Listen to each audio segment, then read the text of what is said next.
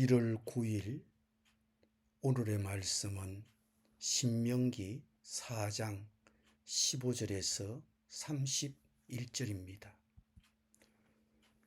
여호와께서 호렙산 불길 중에서 너희에게 말씀하시던 날에 너희가 어떤 형상도 보지 못하였은즉 너희는 깊이 삼가라.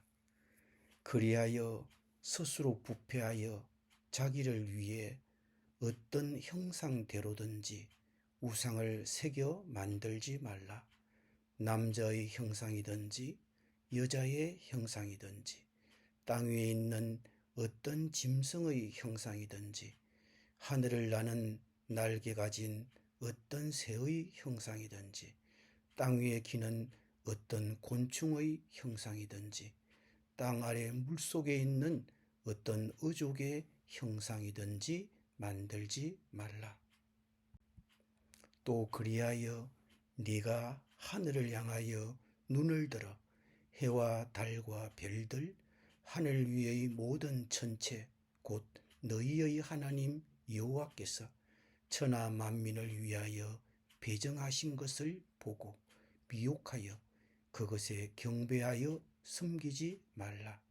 여호와께서 너희를 택하시고 너희를 새 풀무불 곧 애굽에서 인도하여 내사 자기 기업의 백성을 삼으신 것이 오늘과 같아도 여호와께서 너희로 말미암아 내게 진노하사 내게 요단을 건너지 못하며 네 하나님 여호와께서 내게 기업으로 주신 그 아름다운 땅에 들어가지 못하게 하리라고 맹세하셨은즉 나는 이 땅에서 죽고 요단을 건너지 못하려니와 너희는 건너가서 그 아름다운 땅을 얻으리니 너희는 스스로 삼가 너희의 하나님 여호와께서 너희와 세우신 언약을 잊지 말고 네 하나님 여호와께서 금하신 어떤 형상의 우상도 조각하지 말라.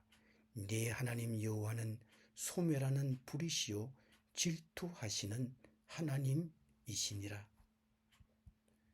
네가 그 땅에서 아들을 낳고 손자를 얻으며 오래 살 때에 만일 스스로 부패하여 무슨 형상의 우상이든지 조각하여 네 하나님 여호와 앞에 악을 행함으로 그의 노를 일으키면 내가 오늘 천지를 불러 정거를 삼노니 너희가 요단을 건너가서 얻는 땅에서 속히 망할 것이라.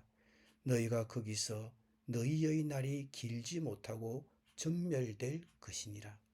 여호와께서 너희를 여러 민족 중에 흩으실 것이요 여호와께서 너희를 쫓아보내실 그 여러 민족 중에 너희의 남은 수가 많지 못할 것이며 너희는 거기서 사람의 손으로 만든 바 보지도 못하며 듣지도 못하며 먹지도 못하며 냄새도 맡지 못하는 목석의 신들을 섬기리라.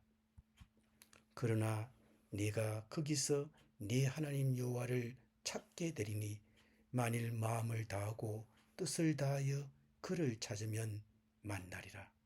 이 모든 일이 네게 임하여 환난을 당하다가 끝날에 네가 네 하나님 여호와께로 돌아와서 그의 말씀을 청종하리니 네 하나님 여호와는 자비하신 하나님이시라. 자비하신 하나님이심이라. 그가 너를 버리지 아니하시며 너를 멸하지 아니하시며 네 조상들에게 맹세하신 언약을 잊지 아니하시리라. 아멘.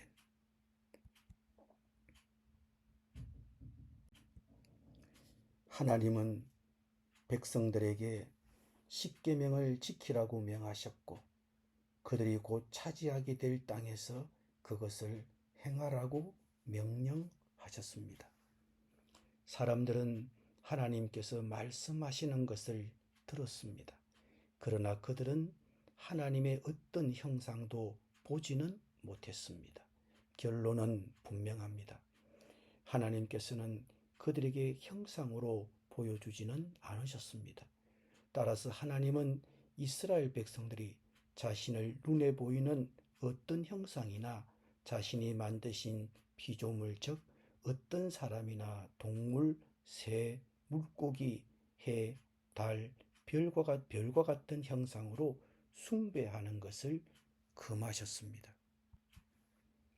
우상을 숭배하는 종교적 관행과 행위는 우리 주변에서 쉽게 볼 수 있습니다. 하나님을 예배하는가? 눈에 보이는 어떤 형상을 예배하는가? 그 구별은 오늘날도 여전히 중요합니다. 눈에 보이지 않는 하나님을 예배하는 것보다 우상을 숭배하는 것이 더 쉬운 경우가 많습니다. 시편 저자는 말하기를 그들의 우상들은 은과 금이요 사람이 손으로 만든 것이라. 입이 있어도 말하지 못하며 눈이 있어도 보지 못하며 귀가 있어도 듣지 못하며 코가 있어도 냄새 맡지 못하며 손이 있어도 만지지 못하며 발이 있어도 걷지 못하며 목구멍이 있어도 작은 소리조차 내지 못하느니라. 우상들을 만드는 자들과 그것을 의지하는 자들이 다 그와 같으리로다고 하셨습니다. 즉 다른 신을 숭배한다는 것은 그 숭배 자체가 의미가 없고 헛된 것이라는 것입니다. 우상 숭배의 본질은 창조주 대신에 피조물을 경배하는 것입니다. 바울도 로마서에서 우상 숭배를 두고 말하기를 스스로 지혜 있다나 어리석게 되어 썩어지지 아니하는 하나님의 영광을 썩어질 사람과 새와 짐승과 기어다니는 동물 모양의 우상으로 바꾸었느니라. 그러므로 하나님께서 그들을 마음의 정욕대로 더러움에 내버려 두사 그들의 몸을 서로 욕되게 하게 하셨으니 이는 그들이 하나님의 진리를 거짓 것으로 바꾸어 피조물을 조물주보다 더 경배하고 섬김이라고 했습니다. 하나님께서는 사람을 자신의 형상대로 만드셨으나 사람들은 피조물의 형상대로 신을 만들어 경배하며 스스로를 낮추고 하나님을 모욕합니다. 이제 이스라엘 백성들은 약속의 땅 가나안으로 들어갈 것입니다. 그 가나안에 들어가면 그들은 가나안의 우상 숭배의 문제에 직면할 것입니다. 따라서 하나님은 가나안의 우상 숭배를 경고하셨습니다. 모세는 그들에게 어떤 행태로든 우상을 섬기지 않겠다고 여호와와 맺은 언약을 잊지 않도록 조심하라고 경고합니다. 만약 그들이나 그들의 자녀, 손자들이 이 경고를 잊어버리고 무시한다면 어떤 결과가 있는지 그 결과를 자세히 설명합니다. 모세는 그들이 여러 나라로 흩어지고 큰 생명의 손실을 입고 우상 숭배에 대한 심판이 어떻게 확실히 임할 것인지를 말씀합니다. 실제로 이것은 기원전 722년에 일어났습니다. 그때로부터 현대 이스라엘 국가가 세워지기까지 유대민족은 전 세계로 흩어졌고 나라가 없었습니다. 이것은 우리가 배워야 할 중요한 교훈입니다. 우리는 이 세상을 본받지 않고 구별된 백성으로 부르심을 받았습니다. 그러나 우리는 세상이 하는 일을 따라가는 경향이 있습니다. 그것이 바로 하나님이 금하신 우상 숭배입니다. 이스라엘 주변 나라들은 많은 신들을 섬겼지만 이스라엘은 유일하신 참 하나님만을 섬겨야 했습니다. 자칫하면 우리의 예배가 하나님의 말씀에 주의를 기울이게 하기보다는 돈이나 물질이나 지위, 세상적인 편안함을 구하는 예배가 될 수 있습니다. 특별히 물질 만능주의가 지배하는 사이에서 그런 위험을 피하기는 쉽지 않습니다. 하나님은 소멸하는 불이시요 질투하시는 하나님이십니다.